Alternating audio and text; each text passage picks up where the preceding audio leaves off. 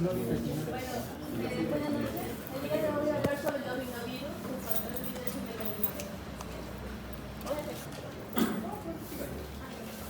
Primero que nada, los rinovirus pertenecen a la familia de los picornavidae y es el principal agente de resfriado común que conocen. Y afecta principalmente a las vías respiratorias, aplicándose preferiblemente en un ambiente de temperatura de 32 grados. Su transmisión suele ser aéreo o por contacto con secreciones contaminadas, como puede ser ya sea gotitas de estornudo o por lo más común. Ahora, en las características generales tenemos de que suelen tener un ARN mononucleótido positivo, no suelen tener envolturas, son sustancias exosaédricas, son de tamaño muy pequeño, como de 15 nanómetros, poseen más de 100 serotipos y también suelen ser sensibles al pH. Recuerden que no se encuentran en el estómago y mayormente infectan las vías respiratorias en el epitelio nasal. Ahora, hablando de factores de virulencia, estos tienen mecanismos como las reacciones a receptores ICAP1, que es el paso inicial, el principal, porque casi el 80% ¿no? de los subtipos se unen a este receptor. Luego tenemos a la variabilidad antigénica, que suelen existir más de 100 serotipos, y bueno, pues no generan inmunidad duradera, ¿no? Y hay una vacuna eficaz. Además de la ausencia de la envoltura que aumenta su resistencia y la replicación rápida y líquida, que suele causar lisis celular y liberación de mediadores inflamatorios. Tal es el caso como la radicina, la histamina y comúnmente la interleucina 1, 6 y 8. Ahora, hablamos de los factores, de los mecanismos de patogenicidad. ¿Cómo es esto? Primero inicia con una lesión. El virus lo que hace es unirse al receptor ICAM1 de la célula para que después ocurra una penetración. O sea, el virus va a entrar mediante citosis mediante un receptor para que después ocurra un desenvolvimiento. La cápside se va a desintegrar, generalmente en un pH de 5 o 6 obviamente, y libera lo que es su ARN viral en el citoplasma. Luego ocurre una traducción. El ARN viral lo que va a hacer es actuar directamente como un ARN mensajero, como se ve acá, traduciéndolo a una poliproteína que luego se corta en proteínas estructurales y no estructurales. Después, ¿qué va a ocurrir? Ocurre una replicación. O sea, con ayuda del ARN, lo que se va a hacer es sintetizar nuevas copias del ARN viral para que después ocurra un ensamblaje. Ese ensamblaje lo que va a hacer es que las nuevas proteínas y los genomas virales se van a ensamblar en formato como de guiones proteicos, para que después ocurra lo que se conoce como una liberación. O sea, los nuevos virus lo que van a hacer es salir por lisis celular, destruyendo la célula en el propio epitelio, dañando de que esas subes el tejido epitelial. Ahora, hablando de la patogenia y manifestaciones clínicas, mayormente el virus tiene una incubación de 24 a 72 horas, además de que la infección va a ser por vía respiratoria superior, como ya lo mencioné anteriormente en el epitelio nasal. Va a provocar dos cosas: una señalización inflamatoria por una vía NF-κB y por medio de una apoptosis y una extrusión del epitelio. En el caso de la señalización tenemos que ocurre un reclutamiento de la PMN, o sea, la interleucina 8, y los linfocitos, y también un exudado de los capilares submucosos, que provoca un resfriado común. Como síntomas tenemos a la rinorrea, una congestión nasal, una tos, estornudos y fiebre cefalea, que son los principalmente serafines. En el caso de la apoptosis, provoca un aumento de la susceptibilidad, además de sinusitis. En el caso de la infección respiratoria inferior, ocurre una exacerbación de asma y otras condiciones crónicas.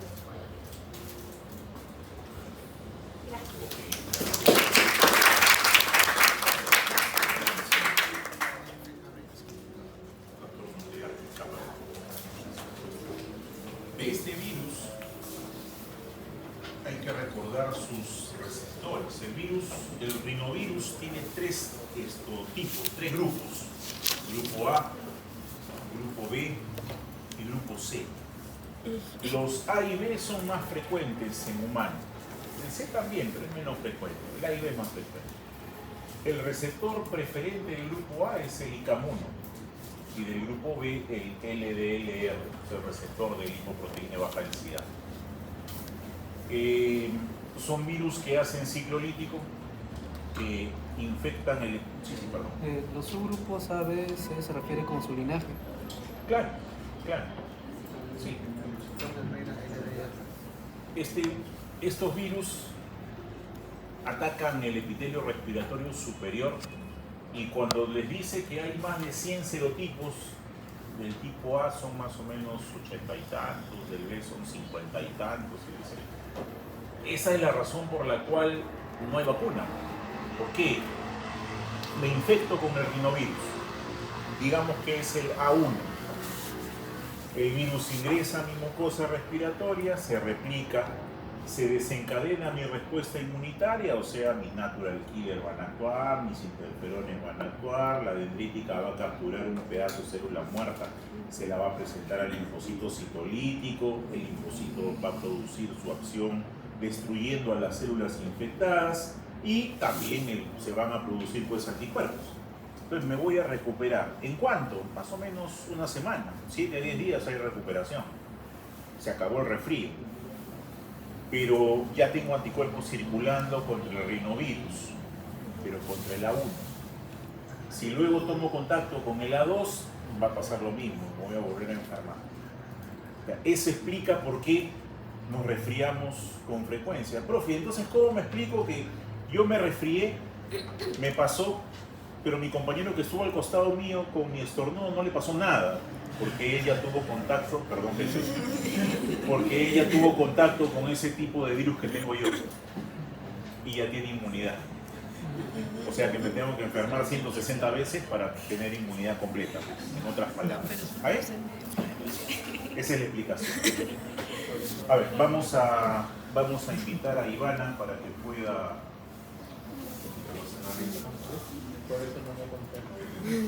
Ella nos va a explicar, vamos a hacer un salto un ratito hacia un virus digestivo, los astrovirus.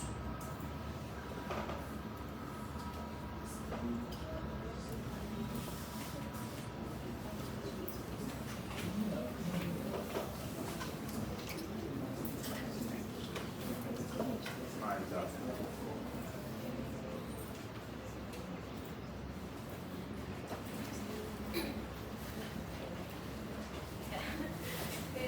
Buenas noches, doctor y compañeros. En esta ocasión les hablaré sobre factores de velocidad de astrovirus. El astrovirus viene de la familia Astroridae. Esto se va a dividir en dos géneros principales. Tenemos al mammastrovirus y al abastrovirus. Bueno, el mammastrovirus pues solamente va a infectar a los mamíferos y también va a estar incluido en los humanos. Y el abastrovirus pues va a infectar a las aves. Bien, en el caso de los seres humanos va a existir 8 serotipos, bien, Human Astrovirus 1 hasta el Human Astrovirus 8, donde el serotipo 1 va a ser el más frecuente y responsable de la mayoría de infecciones de gastroenteritis aguda. Bien, ahora en las características, bien, este astrovirus va a ser un virus pequeño, que no va a estar envuelto y va a tener una simetría icosaédrica. Va a tener un genoma de ARN monocatenario positivo. Esto significa que el material genético va a actuar como un ARN mensajero para así producir nuevas proteínas virales tan pronto como entre en la célula. Bueno, su transmisión va a ser fecal oral, ya sea por consumo de agua o de alimentos contaminados o también por el contacto de sitios infectados. Esto mayormente va a afectar a niños pequeños, a ancianos mayores de 65 años y a personas que tienen su sistema inmune debilitado. Y este astrovirus pues, se va a replicar en el intestino delgado, especialmente en los enterocitos de las vellosidades.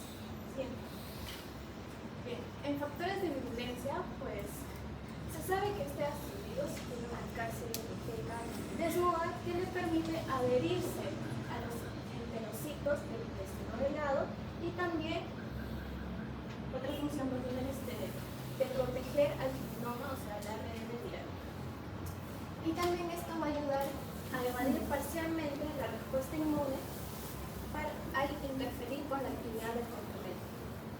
Bien, también va a tener proteínas no estructurales como la NSP1A y la NSP1AB, que esta proteína proteínas van a participar en la replicación del virus, formando el complejo de replicación viral y modificando la célula huésped para así favorecer el ensamblaje viral. Bien. En cuanto a su resistencia, al ser un virus no envuelto, va a tener una alta persistencia de pH ácido y también calor moderado y a desinfectantes comunes, lo que facilita su transmisión fecal oral. Y este astrovirus tiene la afinidad por los enterocitos del intestino delgado, donde aquí va a causar daño al epitelio y atrofia en las vellosidades, generando diarrea post-anémica. El mecanismo de patogenicidad. Bien, esto, pues el astrovirus va a ingresar, como les había comentado, por la transmisión fecal oral, ya sea por el consumo de alimentos infectados o de agua infectada, que esto va a llegar directamente hacia el intestino delgado.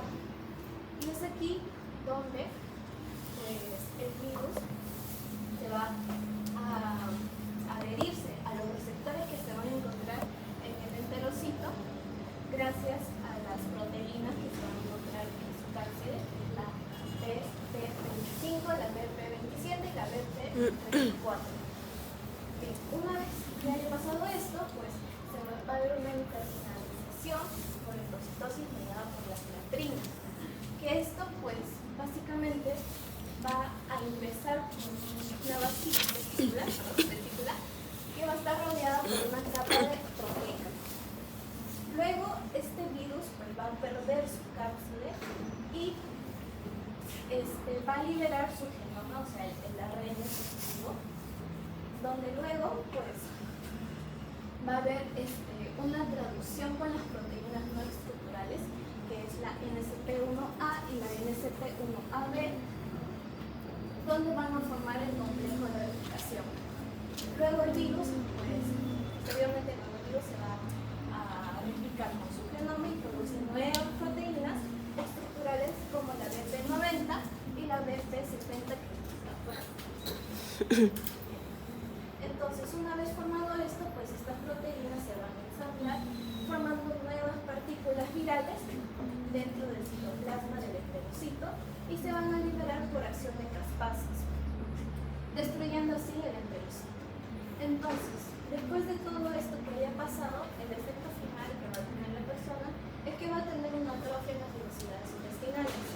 Esto hace de que haya menos absorción de líquidos y nutrientes, lo que hace es que genere una diarrea acuosa, náuseas, vómitos, fiebre leve, y además esta enfermedad es autolimitada, lo que hace que dure aproximadamente entre 2 a 3 días.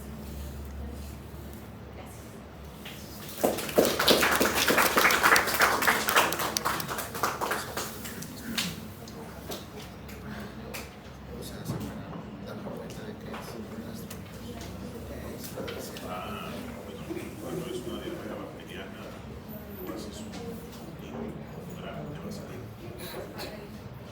y vas ahí y así ves, pero en el viral generalmente son pruebas anticuerpos.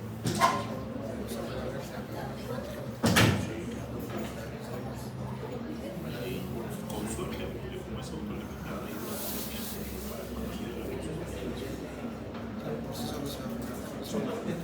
es aguda. Es como el resfrío. Igual es un estilo de diarrea. Salvo el rotavirus en chiquititos que sí persiste y es deshidratante, porque es pequeño el bebé, pero si es un adulto normal pasa. A veces expongo yo. Sí, lo cuadra hacer. ¿Qué es eso? Ah, ya, ¿qué dijo?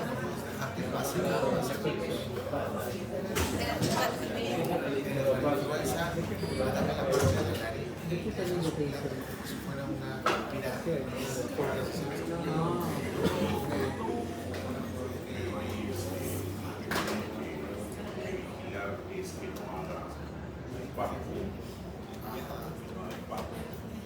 Yo creo que Este no. no. Es otro. Ahí está el código. Claro.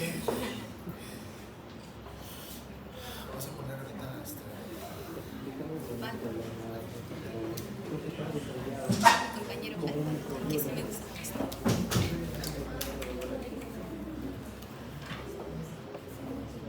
Control de especificidad.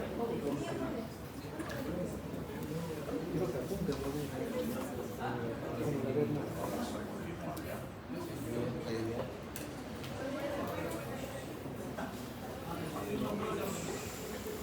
¿No va a mencionar algunas cositas sobre nuestro virus?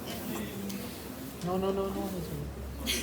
Vas a salir igual, ¿no? No era por eso, sino que quiero escuchar.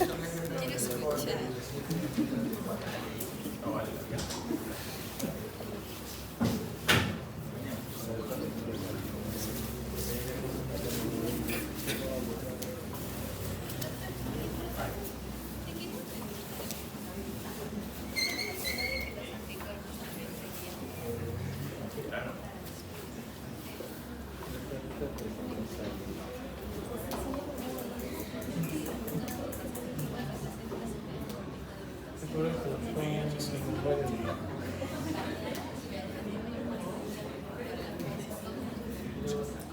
El VIH le pertenece también a ese por eso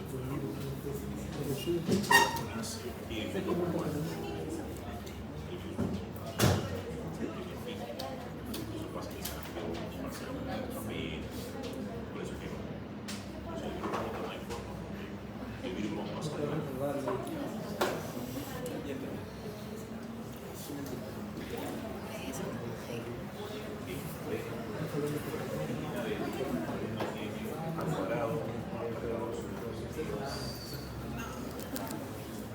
Alvarado ha venido. Alvarado ha venido.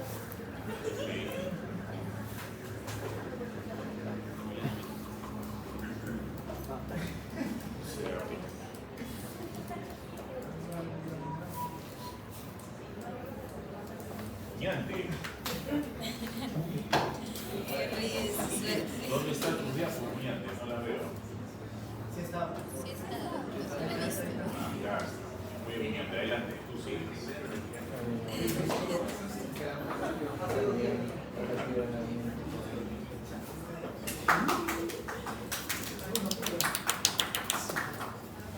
Buenas noches, profesor, compañeros. En esta oportunidad a mí me ha tocado hablar sobre factores de virulencia y mecanismos de patogenicidad del adenovirus.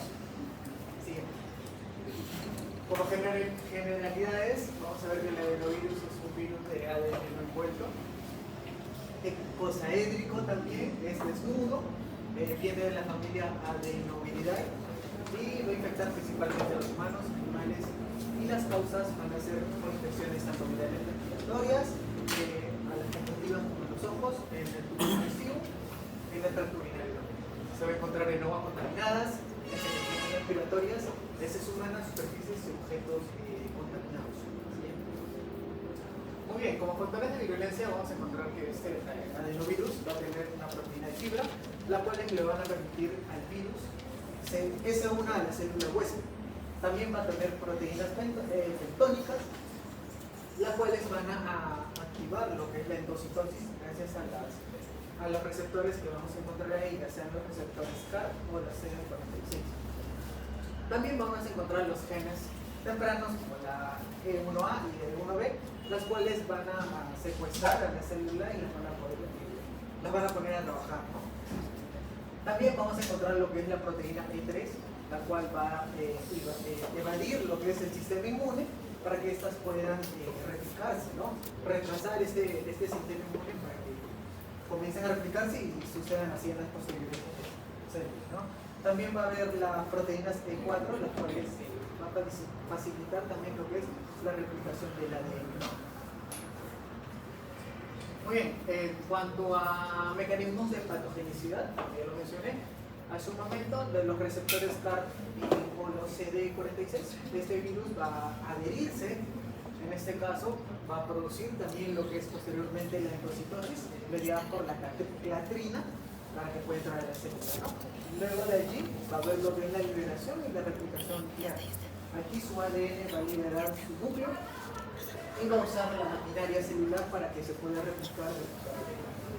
Luego va a producir lo que es la lisis celular, donde aquí vamos a encontrar que los briones se van a acumular, van a destruir a la célula, luego van a liberar nuevas partículas y así posteriormente produciendo su infección local o diseminada, ¿no? Y también vamos a encontrar lo que es la evasión inmune, las cuales van a inhibir la apoptosis, donde vamos a encontrar también los retinoblastomas y la P53, ¿no? Y luego va a ser la modulación de respuesta inflamatoria, las cuales van a interferir con los interferones, ¿no? Para que puedan seguir replicando su ADN. Listo, ese sería el tema.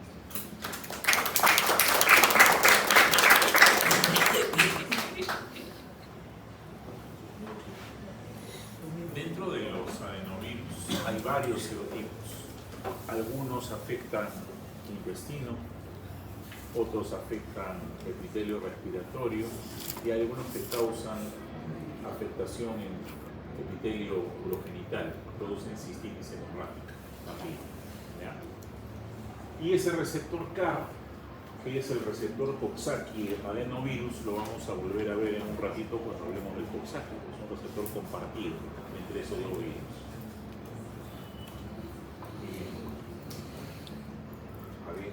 Influenza.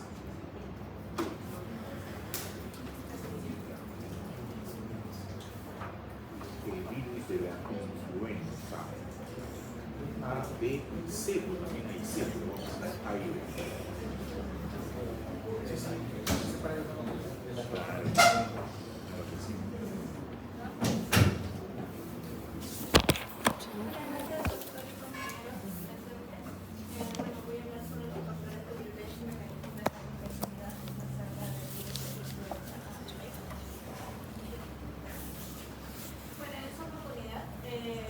Hablaré primero sobre las características propias.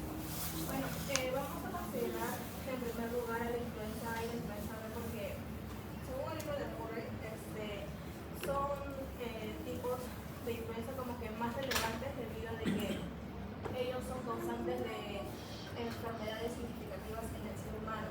Ahora, esto es muy importante tener en cuenta de la influenza A porque eso también tiene que ver con la zoonosis, que no tan solo infecta al ser humano, sino también infecta lo que son las aves y mamíferos.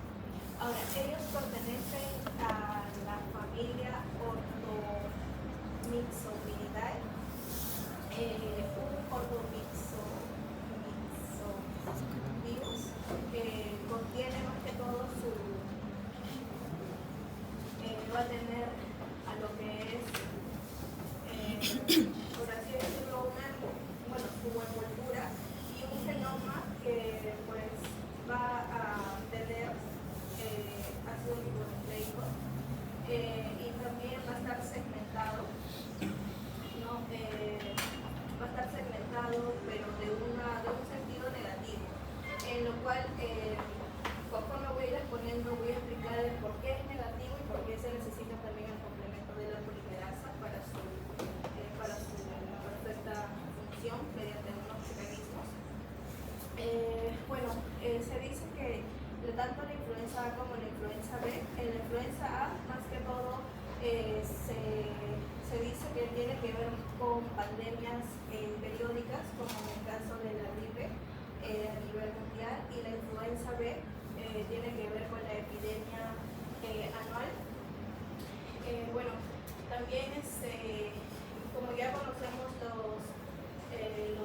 la sintomatología de la gripe, tiene que ver tanto con la fiebre, con el malestar, con cefalea y mialgia.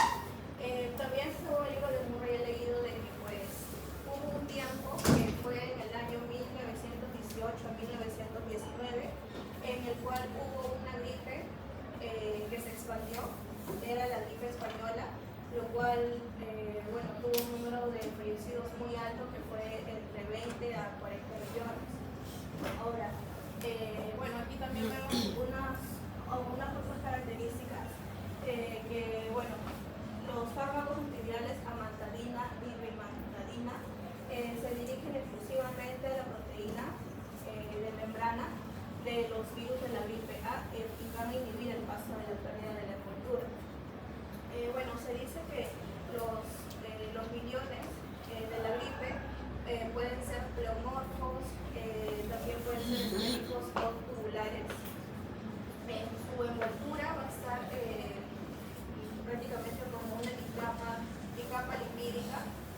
ahí se va a encontrar lo que es la hemaglutinina y la neomirasa, que eso bueno, la va a ayudar tanto al virus.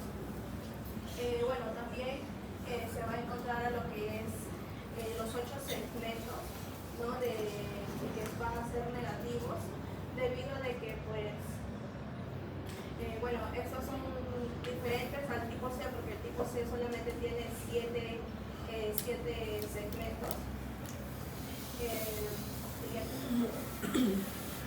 Bueno, aquí vemos la evolución del virus de la influenza. Esto hay que tenerlo en cuenta porque, bueno, aquí casi todos los tipos de la influenza tipo A, más que todo tiene que ver con aviar. Bueno, se dice que desde la H1, H16, N1 a N9, su hospedador va a ser las aves acuáticas. En el ser humano y en los cerdos tiene que ver el H1N1, H2N2 y la H3N2. Bueno, con la evolución también, conforme pasa el tiempo, vamos a tomar en cuenta lo que, bueno, a tomar en cuenta lo que es en el humano, solamente el H1N1 y el H3N2, y en el tipo B, que más adelante lo voy a mencionar también, que es la B llamada la IB Victoria. También se dice que pues hay que tener en cuenta tanto como la gripe porcina, ¿no? Que se transfiere tanto de cerdo a persona, y también de las gripes aviares. De las gripes aviares tenemos un excelente ejemplo, por ejemplo, en el Murray, no sé si ustedes también han leído, que bueno, cuenta de que según el que describió este caso es Huicha, que bueno, es un paciente de 3 años, en el cual él prácticamente jugaba, ¿no?, con las aves ahí de la granja. Un día tuvo fiebre de 40 grados, tenía dolor abdominal, lo trataron con antibióticos, también lo trataron con ácido salicílico, y pues no pasaba la fiebre. Al tercer día fue internado y bueno, tuvieron por una radiografía del tórax que tuvo una inflamación bronquial. Después igual pasaron al sexto día, último día, seguía la fiebre, el pequeño tenía una sepsis fulminante,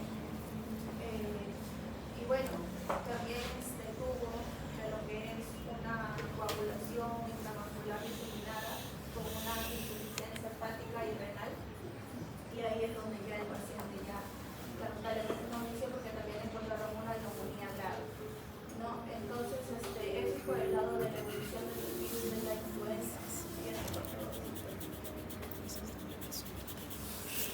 Y bueno, aquí vemos la neomirasa, hemaglutinina, proteína de matriz, M1, la proteína de membrana. Aquí es como lo había mencionado, porque tanto se le toma en cuenta el complejo de la polimerasa. Bueno, para empezar, como ya lo había mencionado, este virus es de sentido negativo. Entonces, su ARN concatenario es complementario del ARN mensajero, en lo cual esto no va a tener mucha potenciación para poder prácticamente entrar directamente a las proteínas víricas. Entonces, ¿qué es lo que se va a necesitar? Bueno, la polimerasa, más que todo para tornarle un aspecto positivo, porque con la polimerasa tanto se puede hacer la replicación viral y también se puede crear las copias de ARN mensajero para la fabricación de nuevas proteínas víricas. Esto cómo lo va a hacer, a través de su función, lo va a cumplir a través de un mecanismo que se llama cat-snatching, que es lo que hará, que va a robar prácticamente un extremo de 5' al RN mensajero, ¿no?, para poder ahí iniciar, o bueno, para tenerlo como un tapón, para poder iniciar allí la transcripción viral. Por aquí tenemos a los pertenecientes al virus de la influenza.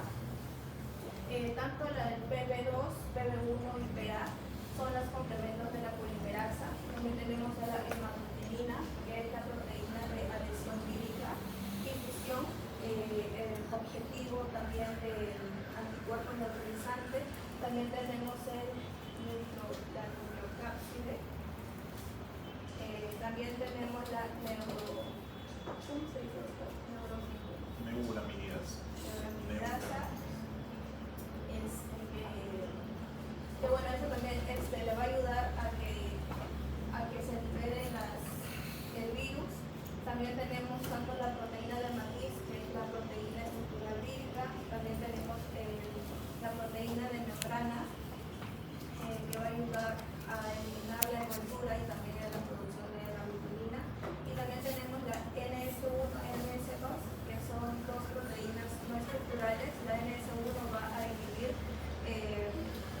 a lo que es el ADN mensajero celular, y el NS2 se va a encargar de eliminar la nucleocápside del núcleo. Siguiente. Bueno, aquí vemos sobre la replicación de los virus de la influenza A en el epitelio pulmonar. Como podemos ver en esta imagen, el virus se va a unir con receptores que van a tener ácido ciánico. Entonces, después va a ser fagocitado y se funde con la membrana de la vesícula. Ahora, ahí es donde va a perder su envoltura, y a diferenciación de los otros virus como ácido ribonucleico, la transcripción y su replicación va a ocurrir dentro del núcleo. Después se va a sintetizar proteínas víricas, ¿no? También aquí podemos ver los complementos de todo lo que conlleva el virus de la influenza A. Bueno, esto se va a formar, y también van a estar allí presentes tanto lo que es la proteína matriz de la matriz con la proteína de membrana. Y bueno, y también vemos el día del ensamblaje que el virus va a salir por quemación, que esto más que todo tiene que ver porque es como una edición de la superficie apical. Siguiente, por favor. Respecto a la influenza B, bueno, aquí vemos también sus factores de violencia.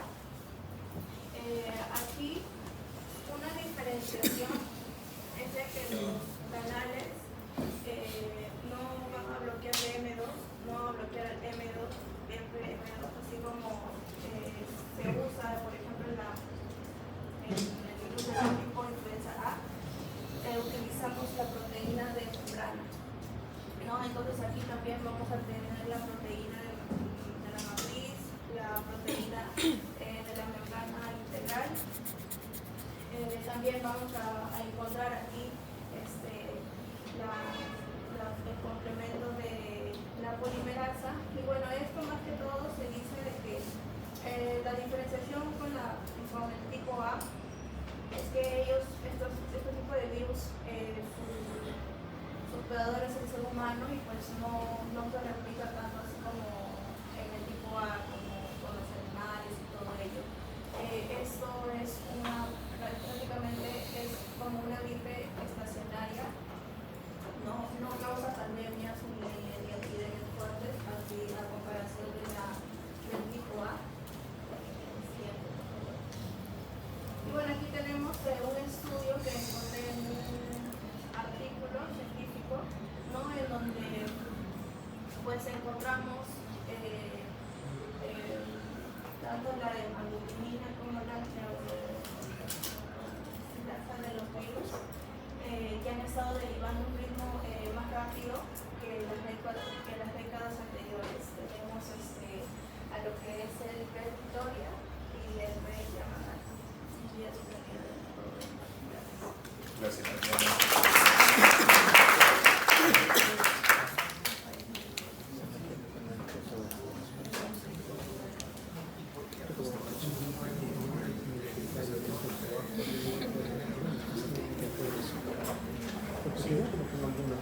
En el caso del virus de la influenza, ocurren dos fenómenos interesantes, sobre todo con el virus A. Al ser un genoma segmentado, la posibilidad de mutación es mayor. Hay dos procesos asociados a este virus que no se dan en otros virus. Uno es la deriva, por eso acá tu compañera usa el término derivando, la deriva antigénica, y el otro es el salto antigénico. La deriva antigénica es conocida también en los libros como el cambio antigénico menor, y el salto es conocido como el cambio antigénico mayor. La deriva o salto antigénico menor también se conoce como drifting, en inglés, D-R-I-F-T, drift. Y el cambio antigénico mayor o salto se conoce como shifting, S-H-I-F-T. ¿Por qué? Porque este virus tiene una alta probabilidad de mutación, es decir, de cambio de nucleótidos. La deriva se explica porque el cambio de nucleótidos se da en sitios puntuales. Cambian los aminoácidos en el momento de la replicación viral, a diferencia de la replicación del genoma humano, donde yo tengo enzimas que reparan cuando hay rupturas. Los virus no tienen generalmente eso, entonces ocurren las mutaciones con más frecuencia. Ese es el caso de la influenza. Entonces, las mutaciones puntuales en grupos de aminoácidos hacen que ese virus termine codificando proteínas ligeramente distintas a las proteínas originales, lo que hace que la respuesta inmune ya no funcione de la misma forma. Se parece, pero es igual. Ese es en el cambio menor que se ve en el virus B y en el virus A. ¿Qué sucede con el cambio mayor? Las mutaciones son tan grandes que termina configurándose por completo la proteína viral, en este caso la hemaglutinina y la neuraminidasa. Entonces lo que se va a formar es un virus completamente diferente frente al cual no hay inmunidad previa. Es como que si apareciese un nuevo virus, y ese es el que causa las epidemias o las pandemias, ¿no? El que pasó con la gripe española, con la gripe porcina de 1950 y tantos, ese es el que aparece. ¿Okay? Eso es lo que hay que recordar de este virus: el cambio antigénico menor y el cambio antigénico mayor. Bien, continuamos con el virus de parainfluenza, justamente.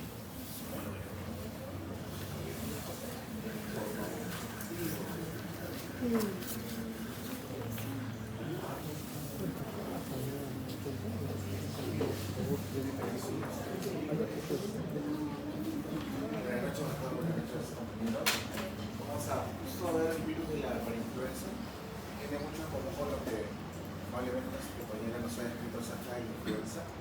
Siguiente, por favor. Pero para empezar, conozcamos en la parainfluenza. Ella nos ha escrito la influenza, que son que tiene tres tipos: el A, el B y el C. Entonces, la parainfluenza, para diferenciar la influenza, tenemos cuatro tipos, ¿no? Perdón, cinco. Parainfluenza 1, parainfluenza 2, parainfluenza 3, parainfluenza 4 y parainfluenza 5. Este es, digamos,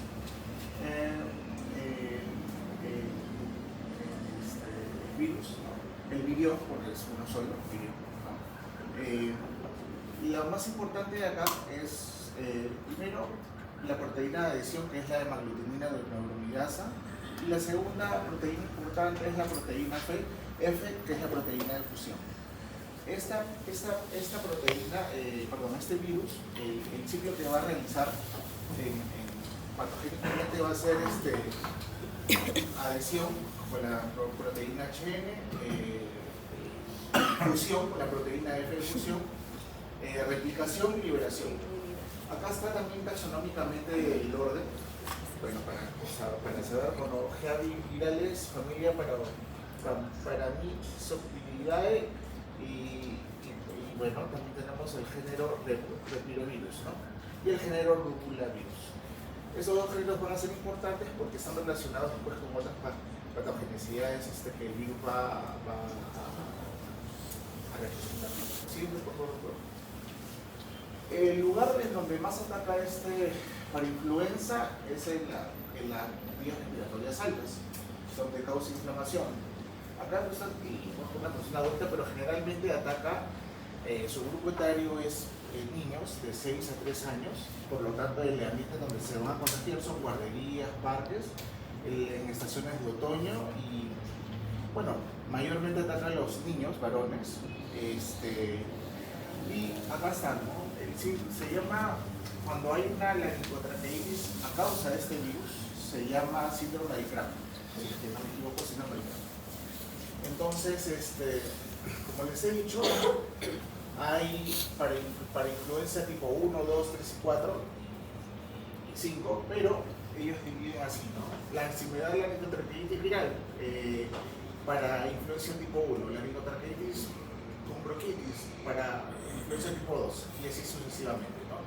Y acá están las características más importantes, pero donde más nos vamos a fijar es en la del 75%, que es la laringotraqueitis viral. Siguiente punto.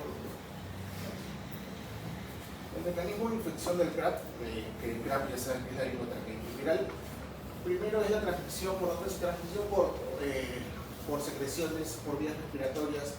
Acá tenemos, imaginemos un bebito sano, sí, y tenemos un bebito enfermo, ¿no? El bebito está llorando, tosiendo, etc. Y este bebito lo contagia, ¿no? Entonces entramos a la fase 1. La fase 1 es que vayan las vías respiratorias altas, como les dije, y acá, como podemos ver, vemos una laringe normal, con sus cuerdas vocales normales. La diferencia entre este dibujo y este es que acá las cuerdas vocales ya están inflamadas.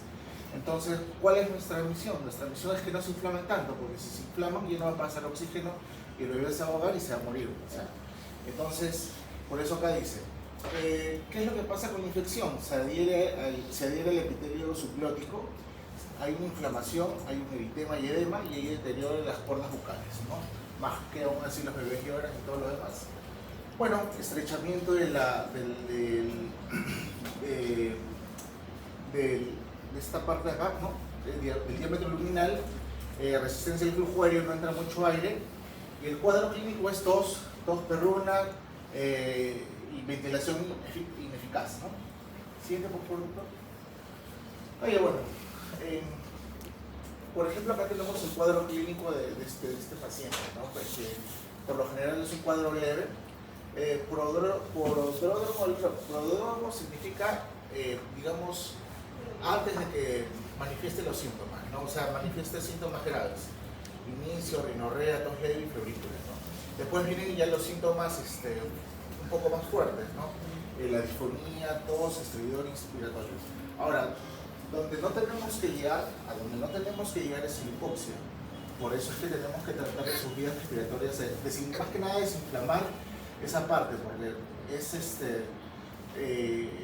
para un bebé es importante no cerrar, bueno, para cualquier persona no cerrar esa vía respiratoria, porque si no el bebé sí, ahí sí puede pasar algo feo, ¿no? Pero sus características son dificultad respiratoria, ruidos y reliquia, ¿no? ¿Sí, doctor? Así bibliografía y bueno, muchas gracias.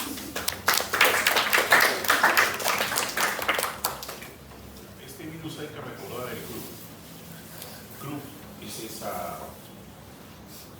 emergencia médica que debe ser tratada de inmediato, porque si se cierra la vía respiratoria hay que intubarla, los niños sobre todo, la laringo, tráqueo, bronquitis. No es el único virus que produce CRUP, por si acaso. El virus incisional respiratorio, el SARS-CoV-2 produce CRUP también, pero este lo hace peor. ¿Ya? Muy bien, seguimos en nuestro viaje por los virus y ahora vamos a hablar de metaneumovirus humano.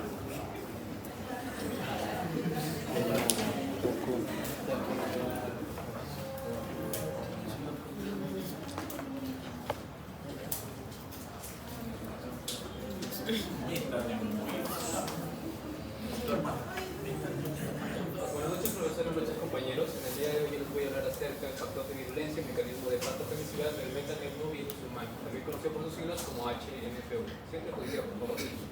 Bueno, este viene del género de metaneumovirus de la familia Paramyxoviridae. En un inicio lo vamos a encontrar en el extracelular, pero cuando ingresa al organismo se va a transformar en un intracelular obligado, ya que como sabemos los virus no tienen un metabolismo propio, por lo cual van a depender de una célula para que éstas puedan producir sus proteínas virales y así poder tener funciones vitales en esto, como por ejemplo la supervivencia y la replicación. Además, una de estas funciones va a ser por el lado fagocitable, porque el metaneumovirus humano va a ser fagocitable parcialmente, ya que si bien es cierto va a ser reconocido por los macrófagos, esto puede evadirlo gracias a sus proteínas virales que veremos más adelante. Muy bien, algo interesante de este virus es con referente a su estructura. Vamos a ver que su material genético va a ser ARN, no ADN, y además se encuentra dispuesto en una sola hebra en sentido negativo, es decir, tiene un ARN monocatenario en sentido negativo. ¿Y por qué lo menciono? Porque justamente veremos más adelante que hay este ARN positivo en otros virus, como por ejemplo el SARS-CoV-2, el poliovirus o también el dengue, de los cuales veremos que al tener este ARN positivo, al tener este sentido, esta orientación positiva, permite que el ARN mensajero que va a ser utilizado por el ribosoma de la célula pueda así leer directamente para así poder producir sus proteínas. Algo que no va a ocurrir aquí, porque como sabemos aquí va a tener un ARN monocatenario en sentido negativo, es decir, una información genética, por así decirlo, invertida. Es por eso que no va a poder ser leída a través de los ribosomas de la célula huésped para poder producir sus proteínas. Entonces aquí interviene un enzima importante, que va a ser el ARN polimerasa L. Esta lo que se va a encargar es de leer el ARN monocatenario en sentido negativo de 3' a 5' y lo que va a generar va a producir una nueva hebra que va a estar en sentido positivo de 5' a 3', y esta hebra ya va a poder actuar como un ARN mensajero, el cual va a ser leído por los ribosomas de la célula hospedadora para que así como resultado podamos obtener las proteínas virales. Muy bien, por otro lado veremos que este virus va a ser un virus envuelto. Esta envoltura se refiere o significa que tiene una membrana lipídica externa. Esta va a ser robada por los virus de la célula huésped justamente cuando el virus sale de esta. Va a estar compuesto por proteínas como la glicoproteína, que va a encargarse en sí de la adhesión, que lo vamos a hacer más adelante, también sobre la proteína F, que es la proteína de fusión, y también por la proteína pequeña hidrofóbica, que en sí se va a encargar de la evasión inmune. Algo interesante y importante mencionar que va a ser necesario para entrar a nuevas células y también para salir a infectar a otras nuevas células. Además, algo interesante es que, si bien es cierto, esta envoltura lo va a proteger, también lo va a volver muy sensible al calor, al alcohol y al detergente. Por lo que si es que este sale a la superficie, afuera, veremos que no dura mucho en esta etapa y va a morir. Algo también que me pareció controversial es que un virus no envuelto, sin envoltura, va a tener más resistencia que un virus que es envuelto. Bueno, pero eso es otro tema. Ahora vamos a hablar acerca de dos características fundamentales que vamos a ver de esto. El tropismo. El tropismo se refiere justamente a la afinidad la preferencia que va a tener el virus por una célula o un tejido en específico. En este caso veremos el epitelio respiratorio, que en sí, como sabemos, va a estar conformado por células que recubren todas las vías respiratorias. Hablo de la nariz, de la faringe, de la tráquea, del bronquio, bronquioles. Muy bien, veremos que va a ser permisible y susceptible, ya que va a contar con proteínas, como bien habíamos visto, G y F, las cuales van a reconocer receptores, como por ejemplo el heparansulfato e integrinas, que van a ser propios de este tejido, para que así puedan unirse a estas. Además, con esto ya podemos descartar que este tipo de virus va a poder unirse a otro tipo de tejido, porque solamente este tipo de tejido respiratorio va a tener el heparansulfato e integrinas. Por otro lado, al hablar sobre los linajes genéticos, debemos conocer que estos van a ser variantes genéticas, es decir, subgrupos dentro del mismo virus. No van a ser tipos de virus diferentes, sino solamente pequeñas diferencias en su secuencia de ARN, específicamente o mayormente la proteína G y la proteína E. Veremos que va a haber dos grupos principales, el grupo A y el grupo B. El grupo A va a tener un sublinaje, que es el A1 y el A2, y el grupo B va a tener otro sublinaje, que va a ser el B1 y el B2. Vamos a tener en cuenta, para poder explicar esto, que la enfermedad clínica va a ser muy similar, pero lo que sí va a afectar y va a ser determinante va a ser la respuesta inmunitaria. Esto lo podemos ver por un ejemplo. Una persona se puede infectar varias veces a lo largo de su vida porque el sistema inmunológico no va a poder detectar completamente o al 100% cada tipo de linaje. Bueno, con esto ya podemos desarrollar el caso.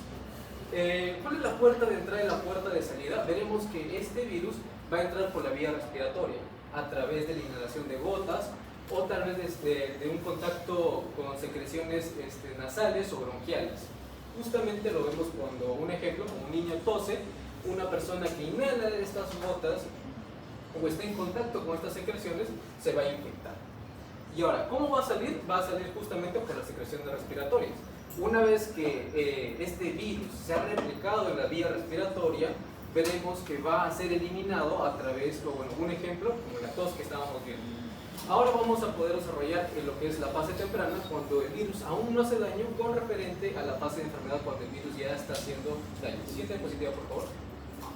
Para eso vamos a tener un concepto claro, que bueno, es en sí la fase temprana. Aquí solamente vamos a buscar cómo el virus ingresa al organismo y se va a generar sus proteínas virales. El primer paso, la adherencia. Las proteínas G, como bien dije, vamos a ver que van a tener estos receptores específicos, que va a ser el aparansulfato integrines. Por otro lado, vamos a ver que va a generar una función y una entrada para que así pueda ingresar este virus. Esto a través de las proteínas F o de fusión, las cuales van a fusionar la envoltura viral con la membrana celular, lo cual va a permitir al virus, este ARN viral, ingresar hacia el citoplasma. Por último, veremos que también ocurre la transcripción y la replicación que habíamos visto antes. Esto a través de la polimerasa E. ¿Se recuerdan que habíamos visto que tiene que cambiar en un sentido positivo este ARN para que así pueda ser leído por los ribosomas de la célula huésped y así producir las proteínas virales? Estas las vamos a poder clasificar en dos tipos: proteínas estructurales, como la M, la ENP, etc. Y también las proteínas no estructurales, como las proteínas de matriz M21 y M22. Muy bien, por ahora veremos ahora cómo al replicarse va a generar un tipo de daño en la fase de enfermedad. Esto principalmente en la propagación. Las proteínas F no se van a quedar aquí solamente en la entrada, sino también van a generar una fusión con las células adyacentes, formando así los sincitios. Estos sincitios van a permitir que la célula se pueda expandir y pueda propagarse a diferentes tipos de células adyacentes, lo cual va a generar como consiguiente el daño epitelial. Se van a ver envueltas, eliminadas las células ciliadas del epitelio respiratorio, ya que al ser utilizados estos, su ribosoma van a degenerarse, va a tener pérdida de funciones, y entonces vamos a ver que va a haber un aumento de moco y un aumento de citocinas inflamatorias, como puede ser la interleucina 6, la interleucina 8 o el factor de necrosis tumoral alfa. Y ya por último, como nosotros sabemos, nuestro cuerpo va a tener que reaccionar de algún tipo de forma.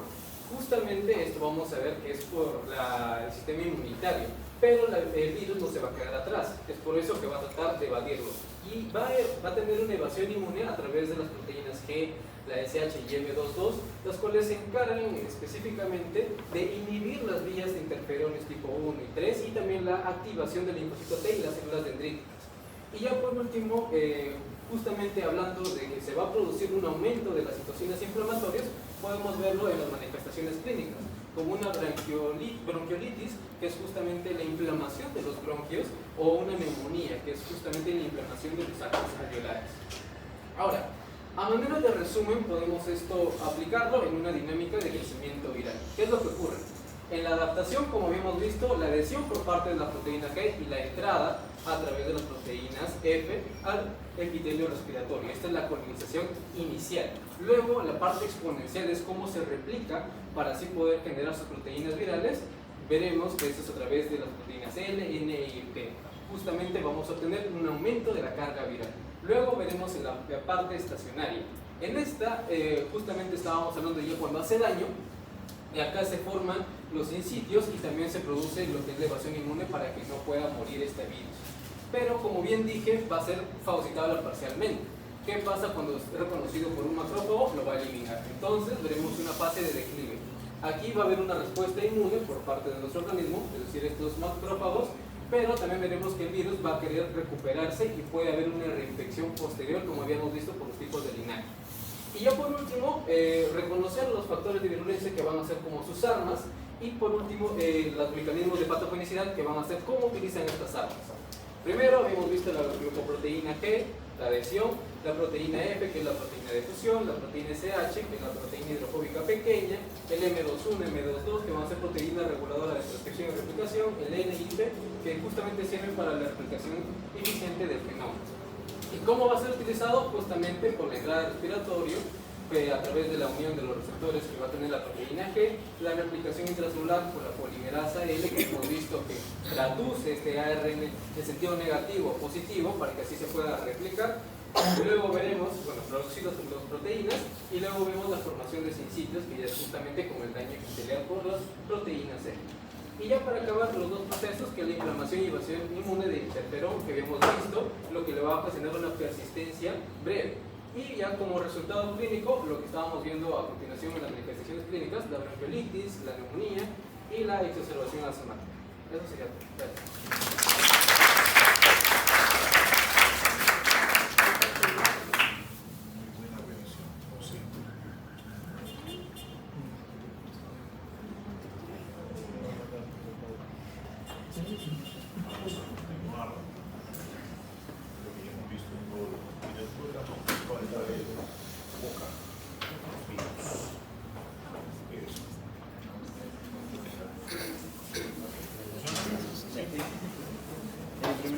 Doctor y compañeros presentes, en esta oportunidad les hablaré sobre los factores de virulencia y mecanismos de patogenicidad del virus conocido como bocavirus.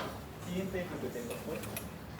Ok, vamos así de manera concisa. Tenemos los factores de virulencia. En este caso va a presentar las siguientes proteínas. Pues no, vamos a tener las proteínas no estructurales, también las proteínas de cápside, cuál es la región específica de dicha proteína, y pues también va a presentar un ARN viral no codificante.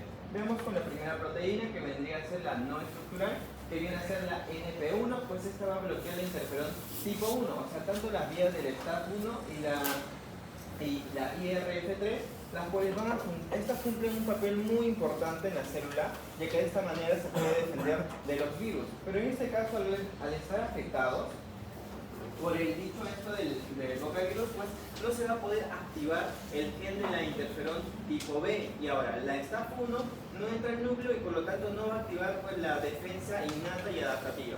Ahora, como punto número 2 tenemos que reclutar las proteínas de la Q70 y la ERPA70 para la replicación. En este caso, esta proteína pues se va a unir a estas dichas proteínas, las cuales cumplen una función de la reparación del ADN humano y además pues las usa para copiar su genoma viral.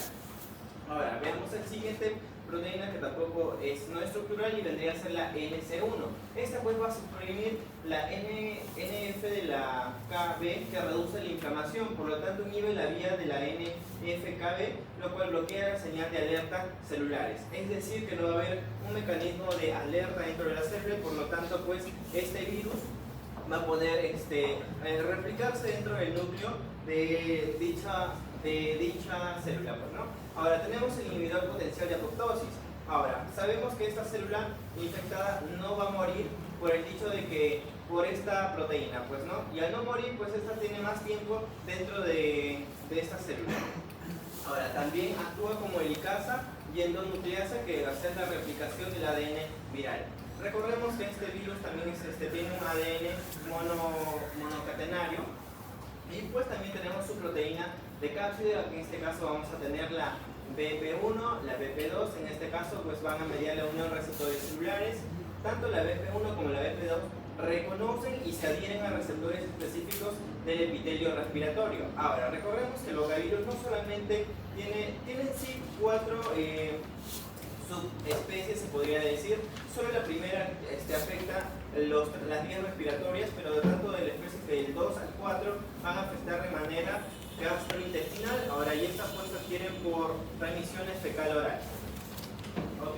Tenemos lo siguiente, pues no, a este caso permite la entrada por endocitosis, como ya lo hemos visto, que se unen a receptores de la membrana plasmática de dichas células, y pues tras la unión inducen la endocitosis e introducen el virus en una vesícula celular.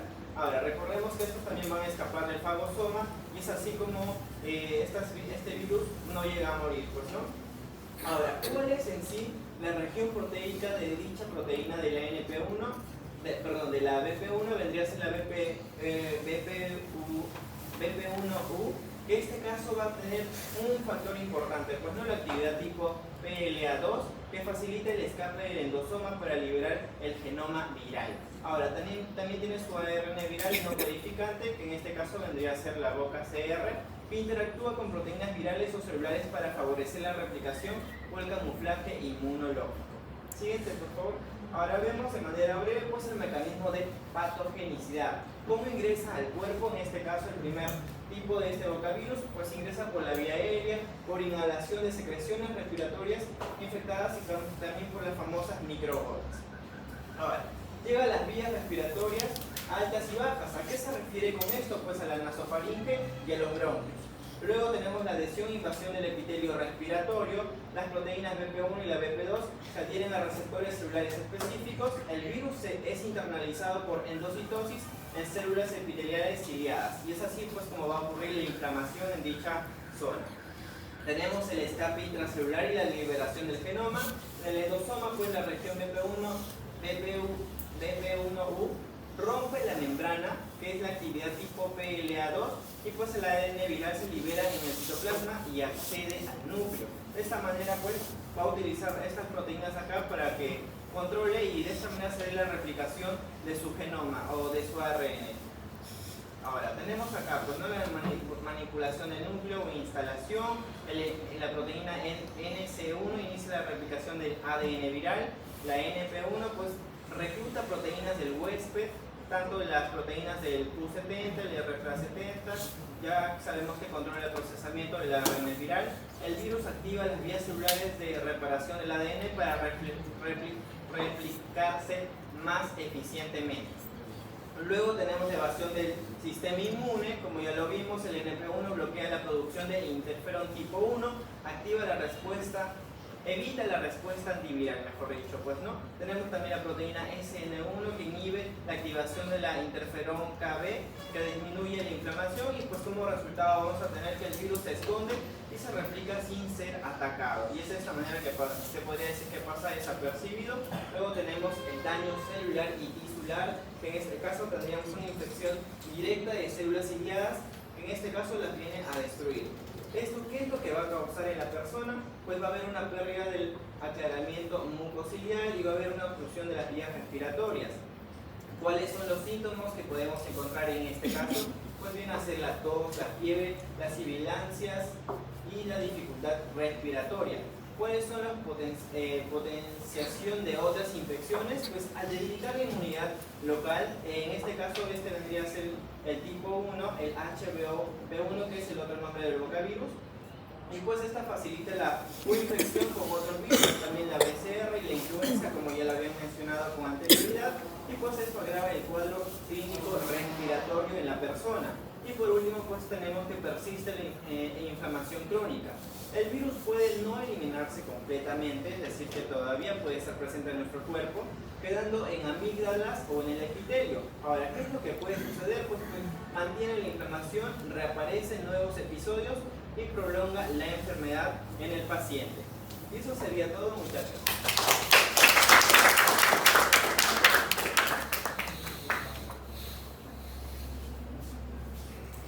Continuamos. Colca, Gabriel, ¿está?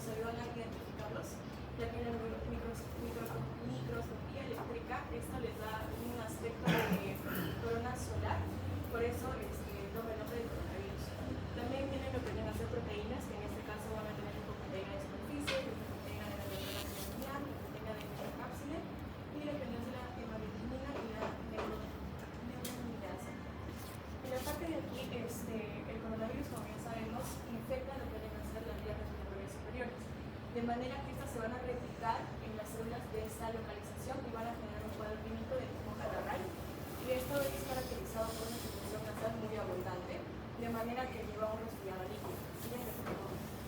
Dame un segundo. Ya. Bueno, continuando, volvemos a mencionar, en este caso tiene un ARN completo, sin segmentación, de cadena sencilla y de sentido positivo. Su genoma va a expresar 5 proteínas, que en este caso va a ser la proteína EXA, también denominada espiga o spike, lo que vendría a ser la globulina excelasa, que en este caso se va a dar en algunas cepas. Tiene la proteína M, la proteína N y la proteína E. En este caso, para entender un poco sobre sus proteínas, vamos a empezar con la proteína X, que en este caso es la que le da la forma a estas prolongaciones de la estructura del virus. También es la que, por así decirlo, interactúa con los sistemas celulares determinados. Y también esta va a ser separada por la proteasa de Western, que se va a dividir en dos dominios funcionales, que va a ser la S1 y la S2. En este caso, la subunidad 1 es la que por así decirlo, se une al receptor, y la S2 es la que le da el soporte estructural. La proteína M es la que le da forma al virión y también mantiene unida la cobertura de la membrana y la unificación de la nucleocápside. La proteína E es la que, por así decirlo, tiene actividad en el canal iónico, de manera que genera que tenga una función en el ensamblaje y lo que vendría a ser la liberación viral.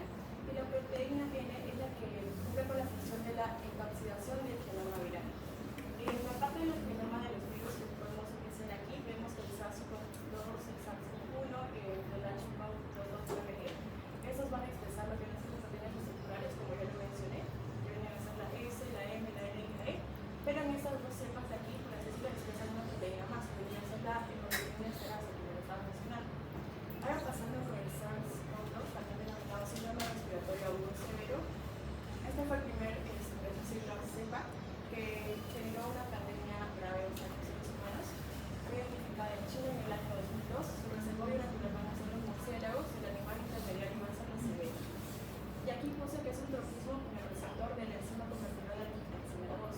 De manera que aquí la fundamental es la proteína S, ya que esta, como ya lo mencioné, va a tener una interacción con este receptor y va a generar toda la patogenia. Ya hablemos sobre la patogenia, bueno, primero que todo será el virus, que empieza por este virus de las vías respiratorias, y esto va a ser principalmente por bolitas de flúor, que vienen a ser estas partículas pequeñas de moco saliva, que se van a expresar cuando la persona estornude, hable o tosa, de manera que una vez esto no está dentro, lo que va a generar es que el virus, por ejemplo, las células epiteliales del aparato respiratorio, y por medio de no hay más familiar lo tenemos en los ciclos, y esto básicamente estamos encargados, por así decirlo, de generar la limpieza de lo que nosotros respiremos y pongamos un ambiente extraño, esto como que ayuda a retirarlo, ¿no? Pero por medio de su proteína S, como lo comento, se va a ver a la enzima, que es una propiedad de la infección, este receptor. De una vez dentro, se va a liberar, va a liberar lo que viene a ser su material genético, de manera que va a utilizar la maquinaria celular para que pueda producir más componentes de sí mismo y generar una replicación. De manera que la célula va a estar afectada por estas nuevas partículas virales y va a generar la liberación de ellas para que puedan infectar con nuevas células cerebrales. De manera que el ciclo va a estar repitiéndose una y otra vez y generando una multiplicación de célula masiva y lo que va a generar como decirlo, un daño en el tejido respiratorio. En la imagen de acá lo que podría ser, se dice que con las biopsias de la pared respiratoria, se dice que estos virus se encuentran dentro de la vesícula, del citoplasma y del aparato de Golgi, si no me equivoco, en grandes cantidades, de manera que esto lo que va a generar es que va a haber un cambio vegetativo y va a generar que las células pierdan los signos, se alteren y tengan una pérdida de signos. Y al haber la pérdida de signos, lo que va a generar es que impida que las vías respiratorias puedan eliminar correctamente el moco y las partículas extrañas, y eso va a generar irritación, inflamación y un aumento de secreción, ¿no? Y en pacientes que tengan coronavirus va a generar que tengan tos, congestión y dificultad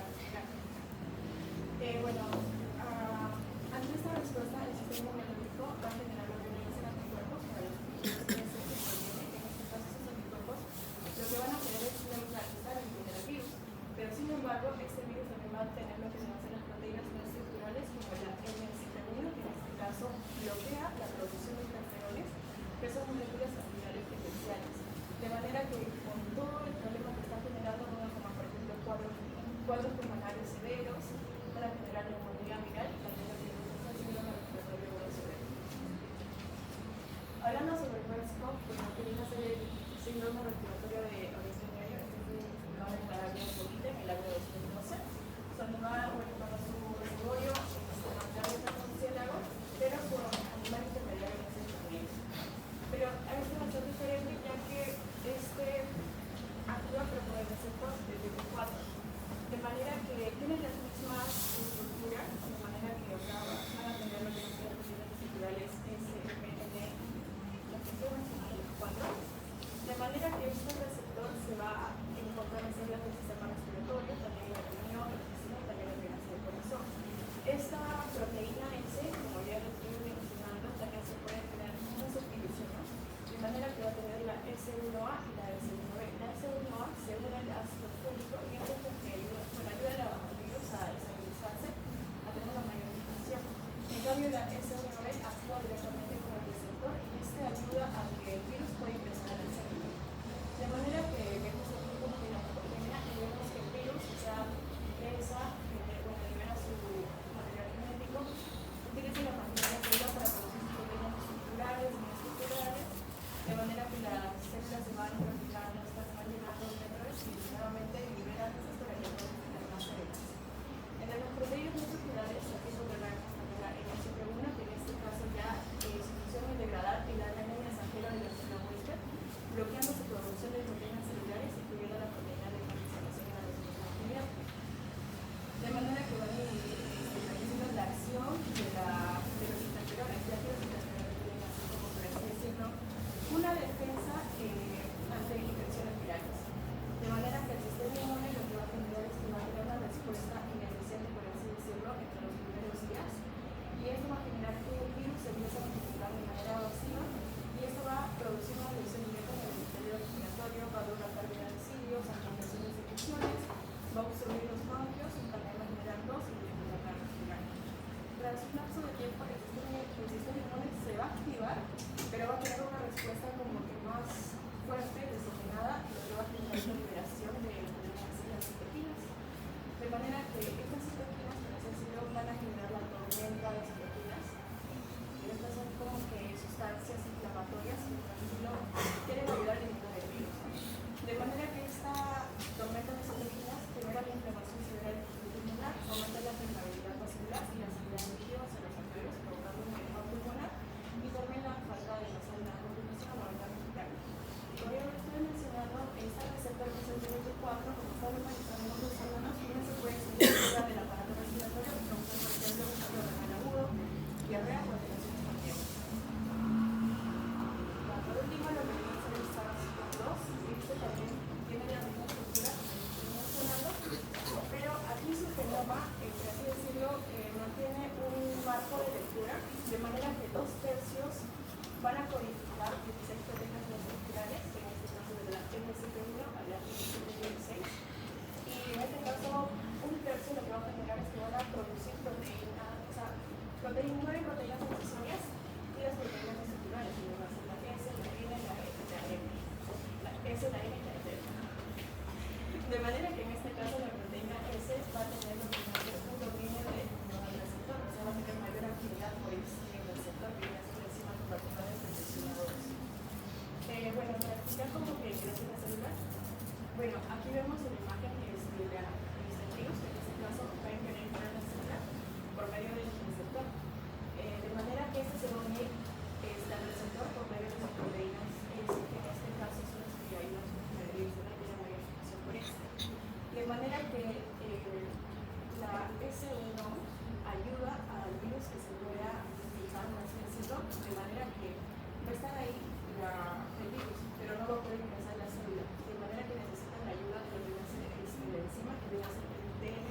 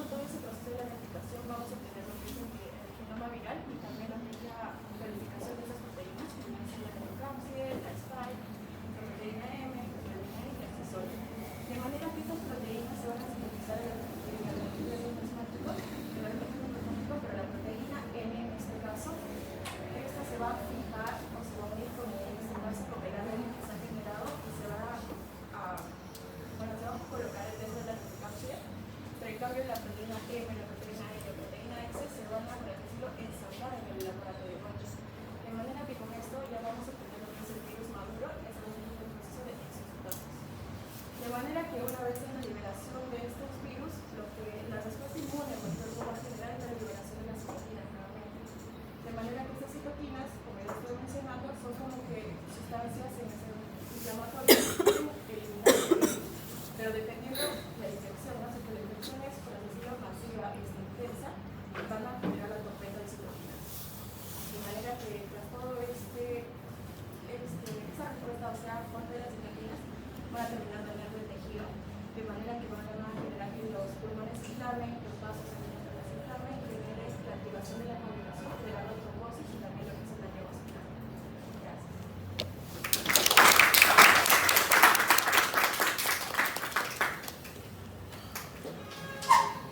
Gracias. Gracias.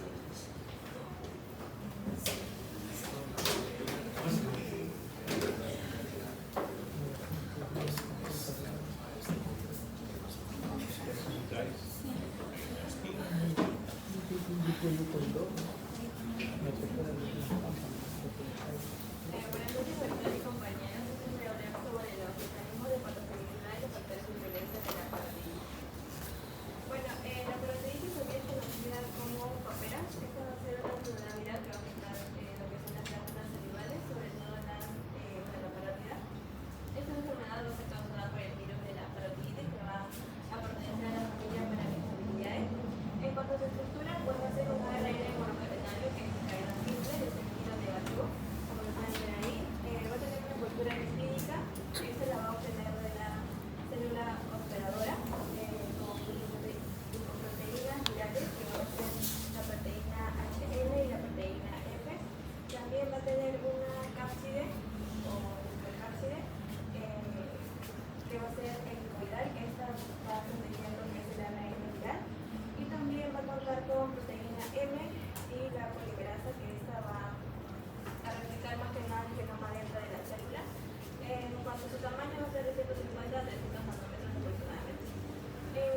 Su transmisión se puede dar a través de gotitas respiratorias, ya sea al momento de estornudar, toser o hablar. También puede ser por contacto directo con saliva, ya sea al momento de darse un beso o si no están compartiendo los utensilios. En cuanto a sus factores de violencia, los más importantes son la proteína HN, que es la hemoglobina intragraminidasa, que esta va a facilitar la adhesión y la entrada del virus a la célula huésped. También tenemos la proteína F de fusión, que permite la entrada de la ARN viral y la construcción de esos sitios. La polimerasa viral también, que contribuye a infecciones polimicrobianas, ya sea de abscesos o periodontitis. Y la proteína M, que estas van a degradar su matriz celular y van a favorecer lo que es la distribución en tejidos. Bueno, vamos a ver su replicación viral, que va a haber una absorción de este virus.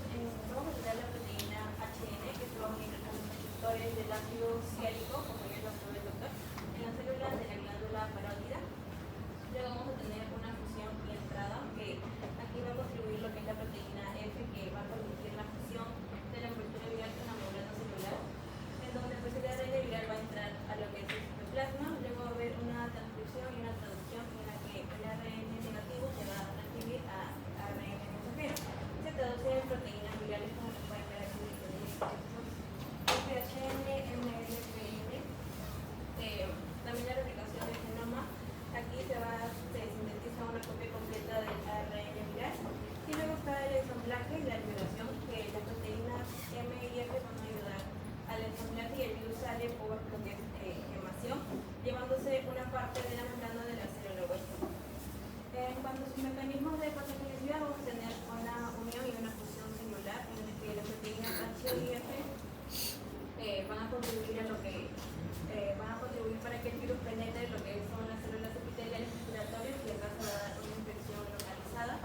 Luego va a haber una diseminación hematógena, que va a ser también llamada viremia, que el virus viaja por la sangre hacia las glándulas salivales, también puede ser por el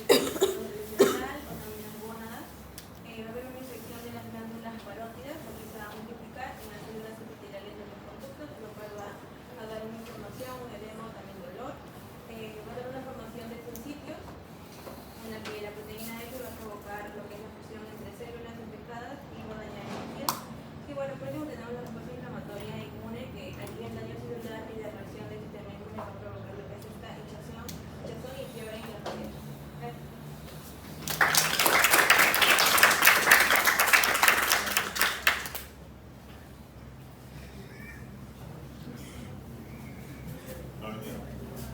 Están con caso médico. Otro se ya, bueno, ya vendrá primero. No hay problema. No está mencionando.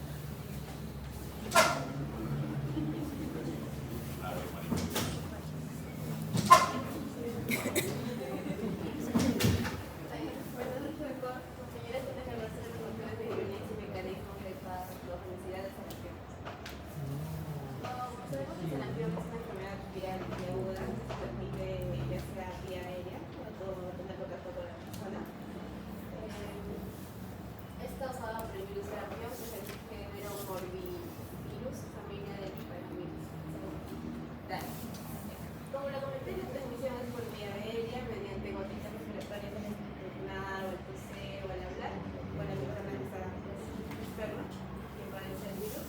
Los síntomas principales, como podemos ver acá, el niño es han salido puritos o de erupción rojiza en el cuerpo, fiebre, picazón, conjuntivitis y rinitis.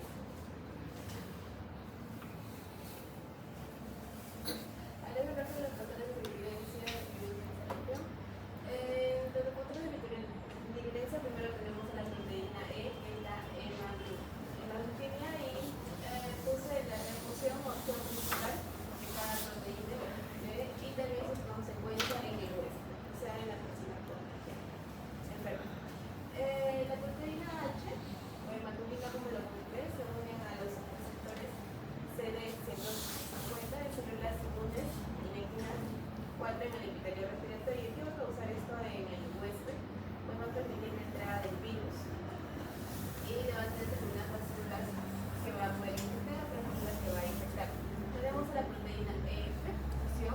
Esta va a fusionar la envoltura viral con la membrana celular y entre las demás células. ¿Qué consecuencias tiene esto en el huésped? Pues va a formar las sincitios, o sea, estas son células gigantes, ¿no? Y la va a facilitar su propagación del virus sin poder ser detectado. Ahora la proteína esta ¿qué función o acción cumple? Inhibe la acción del interferón. ¿Y cómo no? ¿Y qué consecuencia trae en el huésped? Es pues que va a realizar la evasión inmune, o sea, el virus se va a replicar descontroladamente. La proteína C regula la replicación y evita la composición externa. ¿Qué consecuencias hay en el huésped? Que va a propagar la infección y aumenta la cantidad de virus.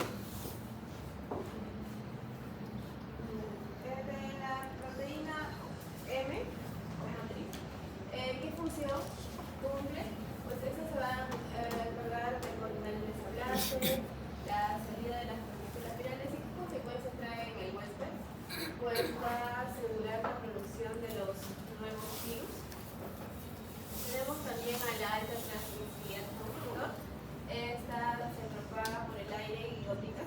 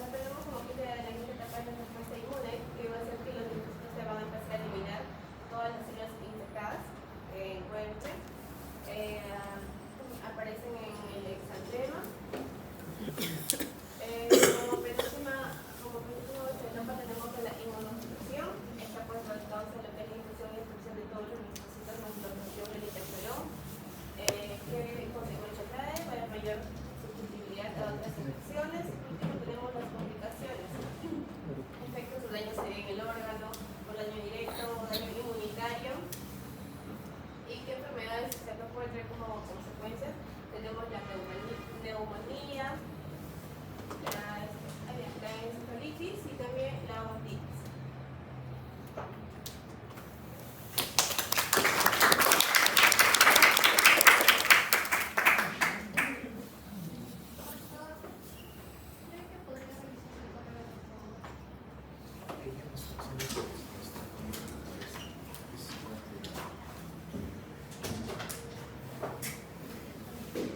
Doctor, disculpe, ¿por qué mecanismo penetraría el virus? ¿Por fusión de membranas? En caso de sarampión, Sí. por fusión. Por fusión membranaria. Por las proteínas F. Sí, por las proteínas F. No, por las proteínas Sí, F. dile Tatiana.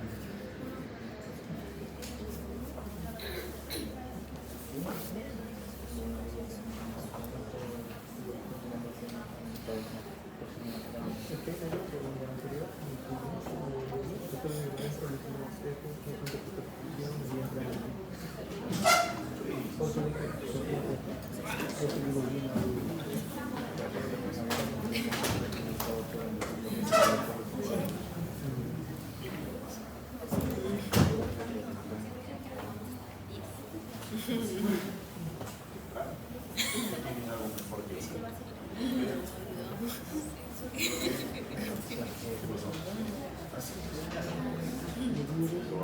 señales, sino con lapicero como Buenas noches a todos. También te puedo poner sobre el coxsackievirus, el HIV. Primero, algunas generalidades que este virus va a tener la actividad de picornabilidad del grupo heterovirus, donde también como eso va a estar el porovirus, el virus del polio y el heterovirus. Bueno, este virus va a ser de tamaño pequeño, de aproximadamente unos 28 a 30 nanómetros, donde su forma va a ser icosaédrica, ¿no? Este va a tener un ARN monocatenario positivo, que ya no voy diciendo que esto va a ser clave para su replicación, porque al entrar a las células este va a funcionar como un ARN mensajero, ¿no? Para inmediatamente sintetizar su proteína viral, ¿no? Esto, bueno, no va a tener una envoltura lipídica, va a ser y su replicación se va a dar en el citoplasma, ¿no? Sí, bueno, lo que es en su estructura, como ya dije, va a ser un virus sin envoltura lipídica, va a tener una cápsida proteica, lo que le va a ayudar a resistir, ¿no? A las enzimas digestivas, a las enzimas digestivas más que todo, ¿no? A sobrevivir. En su superficie, en su cápside, va a haber 4 proteínas claves para su reconocimiento, ¿no? Lo que va a estar la BP1, BP2, BP3 y la BP4. La BP4 va a ser más estructural, que va a estar internamente en la célula, va a dar la estructura, ¿no? La BP1, la BP2 y la BP4 van a ser las proteínas reconocedoras, ¿no? De los receptores. Bueno, en el tipo A de este virus va a ser su receptor principal el CAR, ¿no? En el tipo B va a tener los receptores que va a ser el CAR y el DAF, que es el factor acelerador de la acción.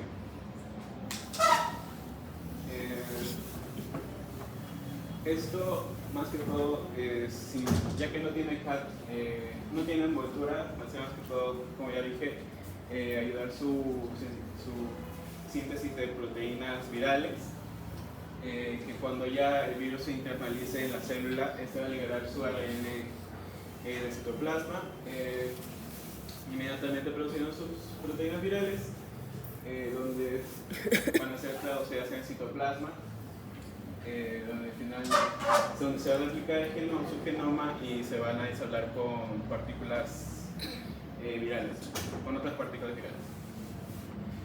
Luego este virus va a ser liberado por lisis, destruyendo la célula huésped, lo que va a explicar su comportamiento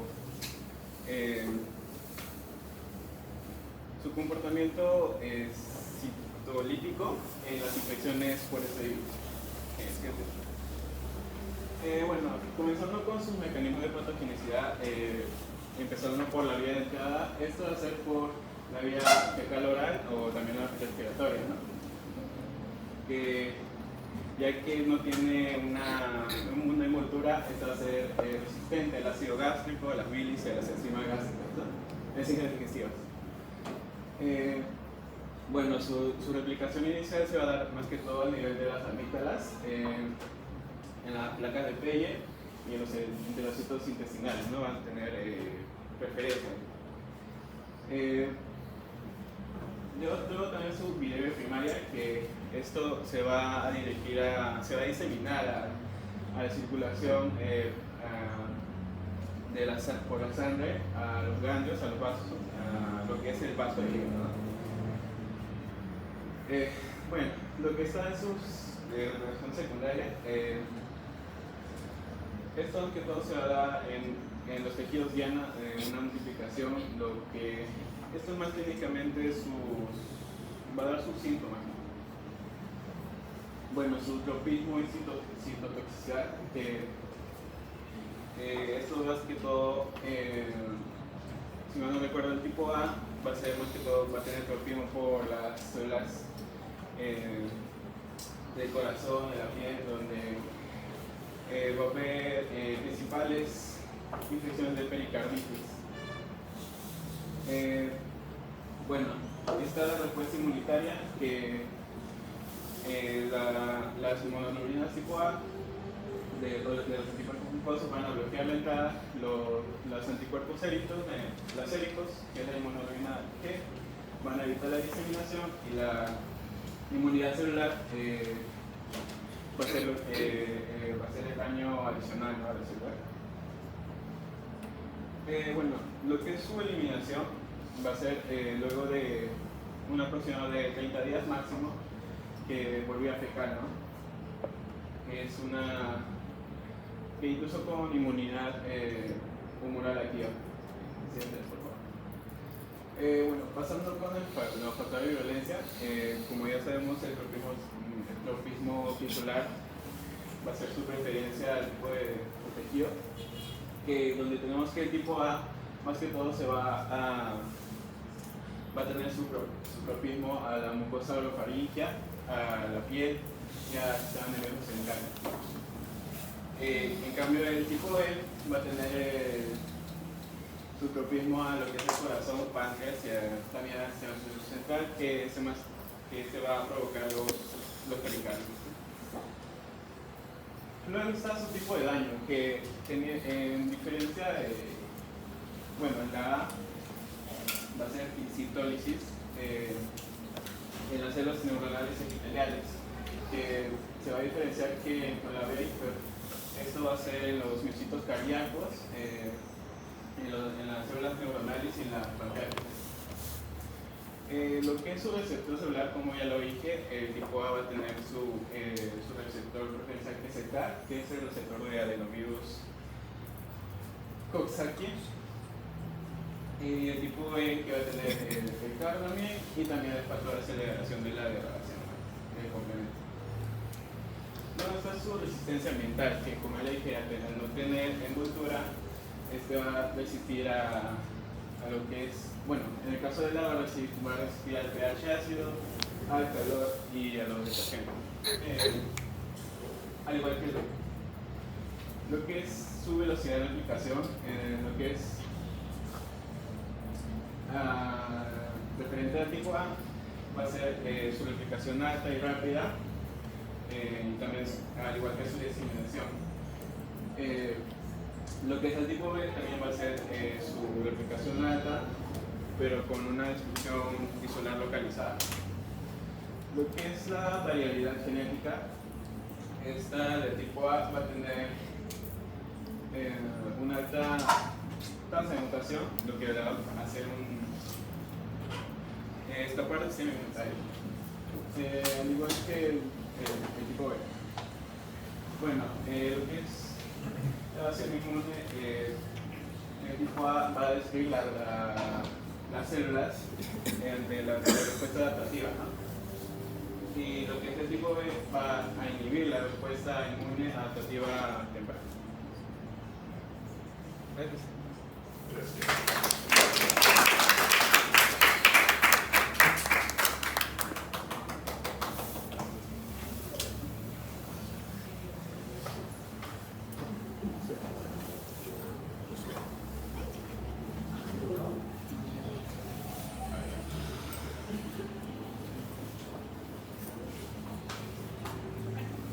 A mí me ha tocado los factores de virulencia y mecanismo de patogenicidad del rotavirus.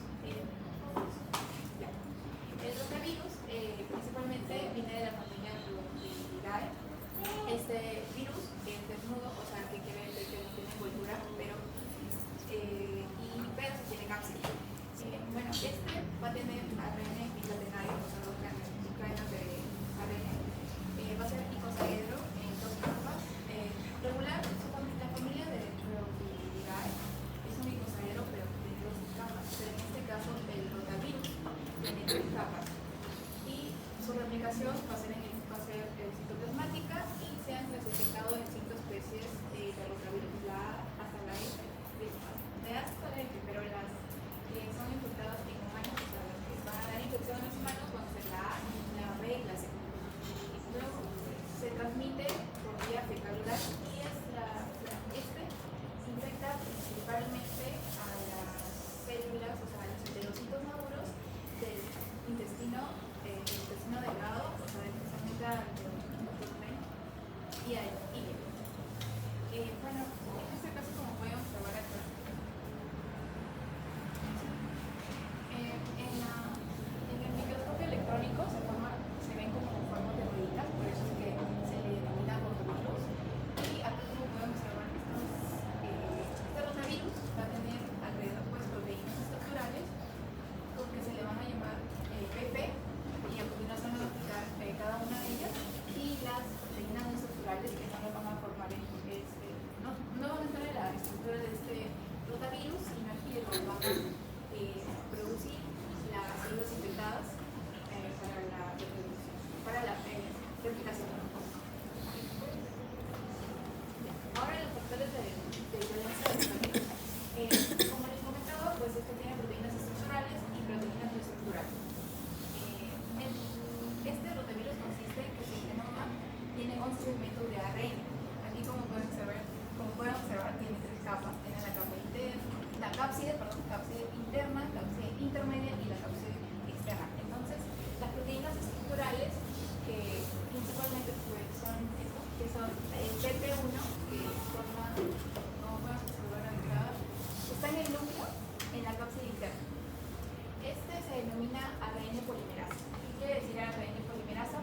Que va a sintetizar el ARN viral, ya sea por el ARN, o sea, por el genoma de este virus, o sea, a través de este genoma de este virus. Luego está el PP2, que está también en la cápside interna. En la cápside interna y tiene un componente de proteicasa. Este va a activar a la proteína PP1 y va a hacer que sintetice ARN viral, pero dentro del virus.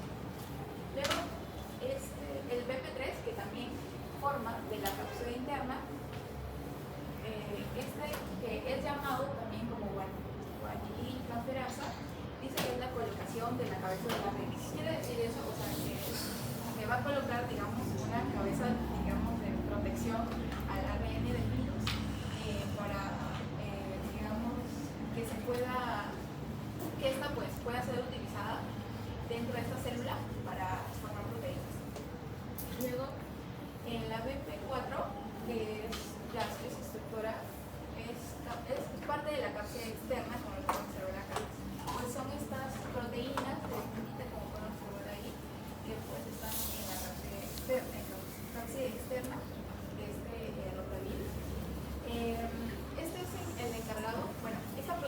actuar como adhesina o como proteína de penetración. O sea, ya, esta para cumplir su función primero tiene que ser cortada por enzimas intestinales, por ejemplo la transcriptasa, que la va a cortar en dos fragmentos, que es la PP5 y PP8. Estas son las principales que van a debilitar los receptores para ayudar a este virus a que ayudar a la penetración.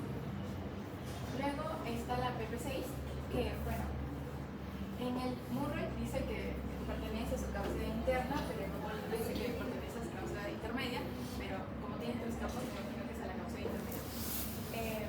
Este le va a dar el soporte y la estructura al riñón, y también va a ser necesario porque este va a cuidar nuestro material genético, y también va a permitir que diferencien las demás clases de rotavirus. En este caso, como les había comentado, la A, la B, y este va a permitir clasificarlos. La B7, que es conforma la cápsula externa también, pero esta B7 le va a dar también su forma y su estructura, pero a la cápsula externa de este virus. Y esta pues también le va a ayudar, digamos, va a ayudar a que entre el virus a las células, y también la va a ayudar a que el virus, se fragmente, se una con el endosoma para, una vez ya estamos adentro del sistema. Luego tiene proteínas estructurales, como pues su nombre dice que no son estructurales porque no forman parte pues de la estructura del riñón, pero como les he comentado, lo producen las células dañadas. Esto va a ayudar al virus a que pues mantenga un ambiente interno para que su replicación sea estable, sea muy buena. Entonces está el NSP1, que va a participar va a bloquear los interferones, ya que este va a bloquear la respuesta antiviral del hospedador. Luego está el NSP2, que se va a encontrar en el piroplasma. ¿Qué es el piroplasma? Es el lugar donde se va a replicar el virus, y va a ayudar pues a la replicación y empaquetamiento del genoma. Y además va a actuar, va a trabajar junto con el NSP5 para que puedan producir piroplasma, y también la replicación del genoma del virus, para que se produzcan, se establezcan nuevas proteínas estructurales. Luego está la NSP3, que esta va a actuar en el citoplasma, y como en el citoplasma se encuentran ribosomas, en condiciones normales los ribosomas se supone que se tienen que juntar con el ARN de la célula, los ribosomas de la célula se juntan, pero a través de una proteína que es el F4G. Eso es lo normal. Pero lo que hace este rotavirus es como que va a, digamos, a robarle, gracias a este NSP3, que va a robar esa proteína y va a llevarla a unirla con el ARN viral para que pues produzcan esta proteína viral. Ahora, el NSP4, que va a estar en el retículo endoplasmático, primero va a participar en la formación de la cápsula externa. Por ejemplo, ayuda a la formación de cuando hay proteínas virales, pero que son inmaduras, que no tienen cápsula externa, él ayuda a formar. Él también actúa como heteroxina, que causa una diarrea, ya sea por la alteración del calcio intracelular en los enterocitos, y aquí puede causar la patología más importante en este rotavirus, que es la diarrea en los lactantes. El NSP5, que va a unirse también con el NSP2, que se ha explicado para su replicación, y el NSPC, que se va a unir al NSP5. Ahora la replicación del rotavirus. Primero, la replicación se va a dar ya sea por absorción o por entrada, pero por este PP5 Ya. Pero, como les había comentado, pues la proteína PP4, primero antes de actuar, o sea, de cumplir con su función, pues se tiene que cortar una enzima que es la tripsina, y lo va pues a cortar en BP5 y BP8, que con estos receptores son los que van a identificar particularmente pues van a permitir la penetración de este virus. Entonces ya penetró y pues va a formar el endosoma, y el endosoma, o sea, va a formar el fagoliposoma, pero ahora cuando produce el fagoliposoma se libera, pero al liberarse, o sea, rompe el fagoliposoma y libera sus proteínas de alrededor y libera su pegado. Luego pues ocurre la transcripción, y en la transcripción se van a producir de vuelta las proteínas estructurales y las proteínas que no son estructurales. En este caso pues gracias a la traducción se va a producir la NSP1, que como les había comentado bloquea la producción de interferones, entonces entonces le permite a este virus, o sea, como que salir, o sea, zafarse del sistema inmune. Y también la NP3, que permite actúe en el citoplasma por los ribosomas, por esta proteína que en este caso rotavirus, gracias al NSP3, esta proteína que es la LF4P se lo va a unir a la ARN viral y van a producir pues, proteínas virales en este caso. Luego pues tenemos a la NSP4, que es la proteína no estructural importante, que como les había comentado forma en la cápsula externa, porque por ejemplo cápsula externa, y también va a ser por la diarrea cruzada. Bueno, acá como les había comentado, la BP1 y el BP3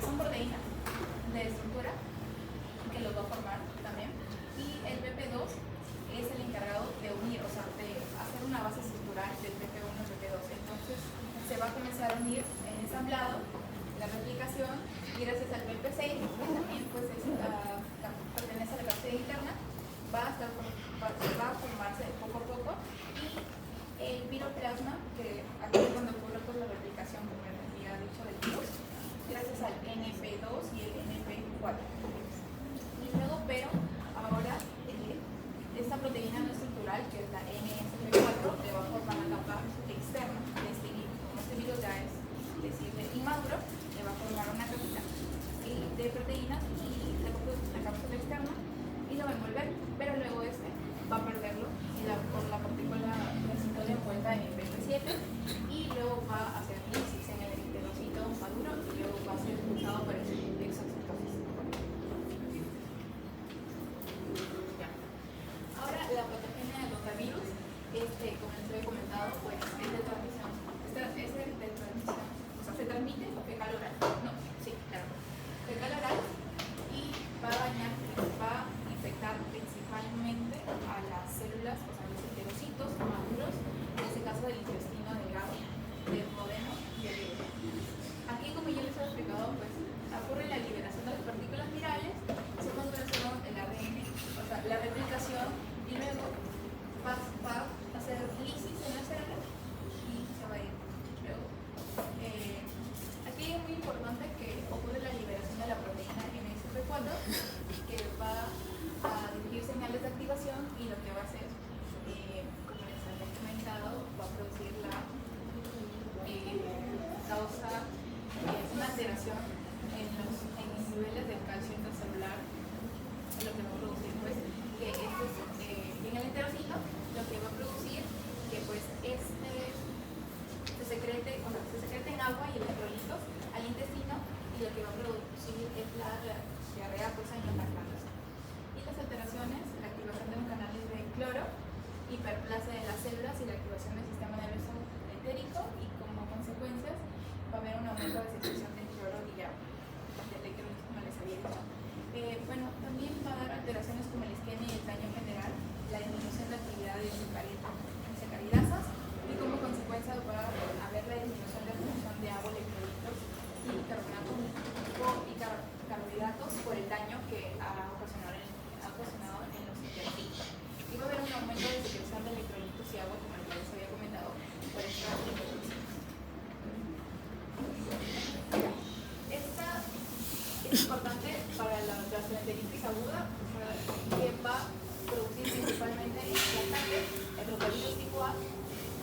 transmite por vía fecal oral y simplemente podemos identificar pues a este paciente lactante, o sea que está deshidratado porque por ejemplo podemos pellizcarle y los trazos, o sea, siguen ahí.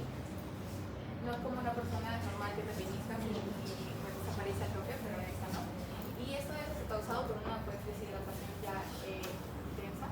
Y los síntomas más comunes pues son el vómito, diarrea, fiebre y deshidratación. El periodo de incubación de este virus es de 48 horas y puede afectar pues, como nos ve acá, el sistema nervioso central, puede provocar convulsiones, encefalopatía, fatiga, fiebre, encefalitis, vómitos, si ya no se controla mucho la enfermedad. Pues como les decía, actúa en el intestino delgado y es la enfermedad diarreica grave en el caso del paciente. En los lactantes, de 1 año. También en los que van a guarderías, también por